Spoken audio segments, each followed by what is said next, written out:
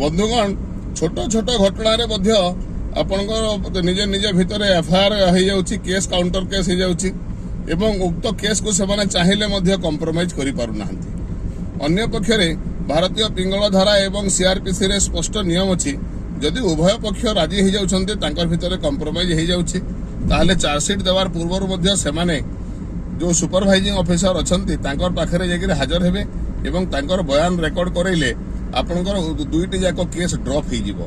किंतु पुलिस माने मध्य से काम करू नाहंती तांकर भितरे विवाद समाधान करिवार सेमाने चेष्टा करू नाहंती। सेमाने कहउछन्ती तमरो केस हे गलानी तमे कोर्ट को जाओ कोर्ट रे समाधान हबो। कोर्ट रे समाधान हला बेलको 2 वर्ष 3 वर्ष लागि जाउछि। लोक माने गरीब लोक माने खर्चांत होउछन्ती क्षणिक रागर वर्षवती होई केस सिना कर दउछन्ती किंतु कोर्ट रे खर्चांत होउछन्ती। एणु आपण मानक नारे जदि केस हेछि कहा नारे आपण माने जेकरे सुपरविजन टाइम रे छिडा हेकरे केस को बंद करि